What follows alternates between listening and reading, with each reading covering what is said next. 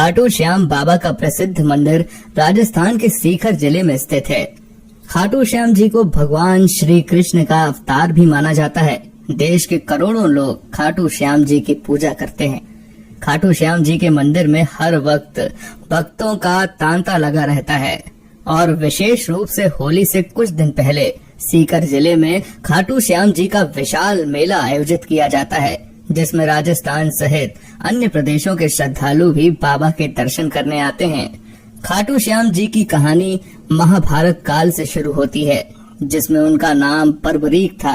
बर्बरीक भीम का पौत्र और घटोत्कच का पुत्र था।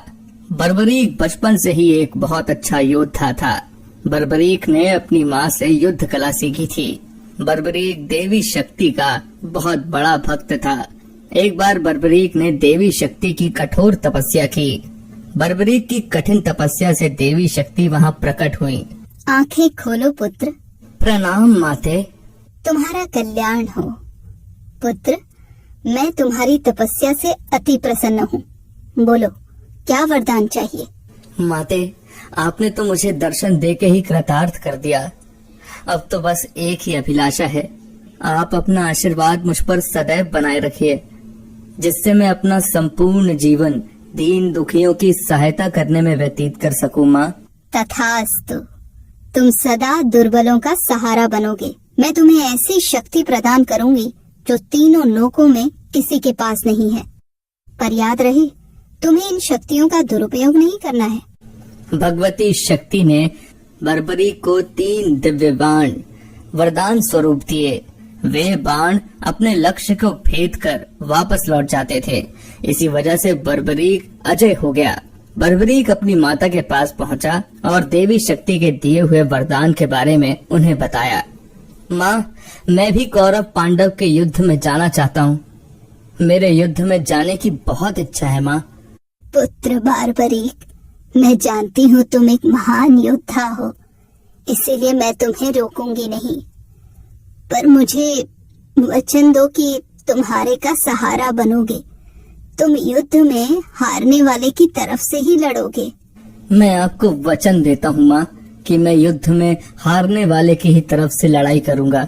अपनी माँ को वचन देकर बर्बरीक ने घोड़ी पर सवार होकर और देवी शक्ति के दिए हुए 3 बाणों को लेकर रवाना हो गया। भगवान कृष्ण तो अंतर्यामी हैं। वो ये सब लीला होते हुए देख रहे थे। भगवान कृष्ण जानते थे कि बर्बरीक केवल हारी हुई सेना की तरफ से ही लड़ेगा, और वो ये भी जानते थे कि कौरवों को भी बर्बरीक के इस वचन के बारे में पता है। बर्बरीक कौरवों का सहयोग कर पांडवों का विनाश कर देगा। इस प्रकार जब वो कौरवों की तरफ से लड़ेगा तो पांडवों की लड़ रही सेना कमजोर हो जाएगी। उसके बाद वो पांडवों की सेना में चला जाएगा। इस तरह वो दोनों सेनाओं में घूमता ही रहेगा। श्री कृष्ण को पता था, अगर बर्बरीक इस युद्ध में शामिल हुआ तो कोई भी सेना नहीं जीत पाएगी और अंत में कौरव पांडव दोनों का विनाश हो जाएगा और केवल बर्बरीक ही शेष रह जाएगा। इसलिए रास्ते में ही श्री कृष्ण ने ब्राह्मण का वेश धारण कर बर्बरीक को रोका। बर्बरीक को रोकने का अब एक ही उपाय है। मुझे बर्बरीक से उसके शीश का दान मांगना होगा। श्री महावीर योद्धा, तुम कौन हो? ये कुरुक्षेत्र की रणभूमि है। तुम कौरवों और पांडवों के युद्ध में क्या कर रहे हो? हे ब्राह्मण देव, मैं घटोत्कच का पुत्र बर्बरीक हूँ। मेरा प्रणाम स्वीकार कीजिए। मैं महाभारत के युद्ध में सम्मिलित होने आया हूँ। ऐसा कैसे हो सकता है पुत्र कि तुम मात्र 3 बाण से युद्ध में सम्मिलित होने जा रहे हो?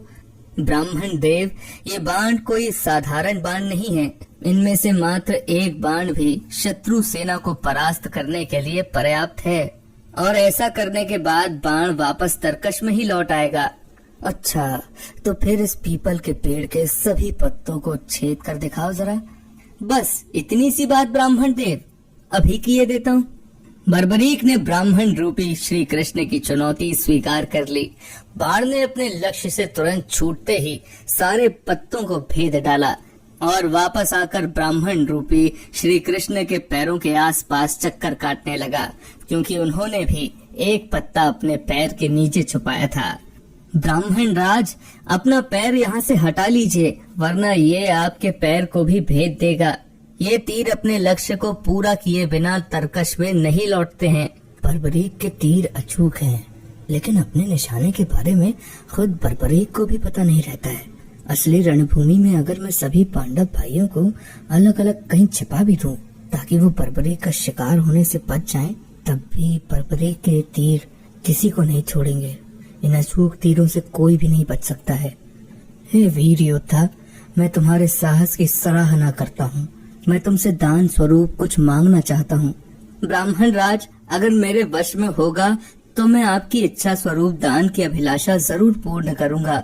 मैं वचन देता हूँ ब्राह्मण राज, आप मुझसे दान में जो भी मांगेंगे मैं आपको मना नहीं करूँगा। मुझे तुम्हारा शीश दान चाहिए पुत्र, क्या तुम ऐसा कर सकते हो? आप कौन हैं? मुझे अपना परिचय दीजिए। आप मुझे ब्राह्मण नहीं दिखाई देते, कृपया करके मुझे अपने वास्तविक रूप से अवगत कीजिए। बर्बरीक की प्रार्थना करने पर भगवान कृष्ण अपने रूप में आ जाते हैं। बर्बरीक उन्हें प्रणाम करता है। वासुदेव कृष्ण, आप स्वयं मेरे शीश दान की अभिलाषा हेतु आए हैं।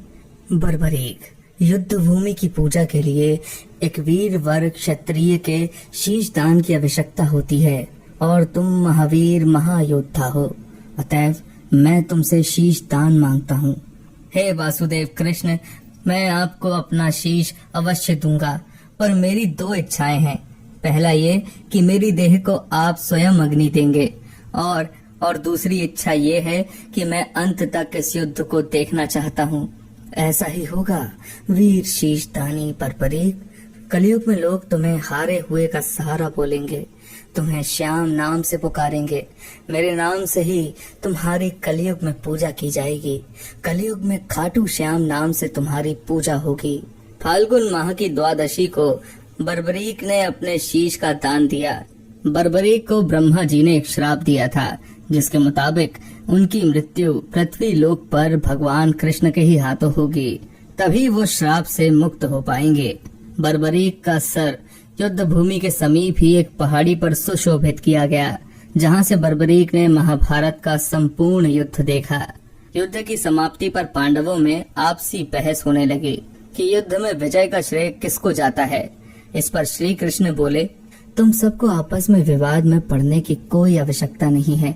बर्बरीक का शीश संपूर्ण युद्ध का साक्षी है, अतः उससे बेहतर निर्णायक भला कौन हो सकता है। ठीक है वासुदेव, फिर हम इस निर्णय को जानने के लिए बर्बरीक के पास ही चलते हैं। पौत्र बर्बरीक, तुमने तो युद्ध को बहुत ध्यान से देखा है, क्या तुम बता सकते हो हम सब वीरों में से इस युद्ध को जीतने का श्रेय किसे जाता है? श्री कृष्ण ने ही इस युद्ध में विजय प्राप्त कराने में सबसे महान कार्य किया है। उनकी शिक्षा, उनकी उपस्थिति, उनकी युद्ध नीति निर्णायक थी। मुझे तो युद्ध भूमि में सिर्फ वासुदेव कृष्ण का सुदर्शन चक्र घूमता हुआ दिखाई दे रहा था, जो कि शत्रु सेना को काट रहा था। इस धर्म युद्ध को जीतने का संपूर्ण श्रेय भगवान श्री कृष्ण को ही जाता है। वीर बर्बरीक, तुम धन्य हो, तुमने बिल्कुल सही निष्कर्ष दिया है।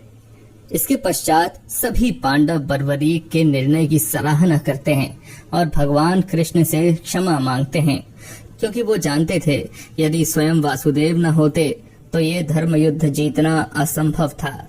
धर्म की विजय स्वयं वासुदेव कृष्ण के कारण ही हुई थी। भगवान कृष्ण के आशीर्वाद से बर्बरीक को कलयुग में श्याम नाम से पुकारा जाने लगा। आज भी खाटू श्याम जी महाराज के अनेकों भक्त रोजाना उनके दर्शन करने आते हैं और उनसे मन वांछित फल की प्राप्ति भी करते हैं। चैनल को सब्सक्राइब करें और बेल आइकन का बटन दबाना ना भूलें।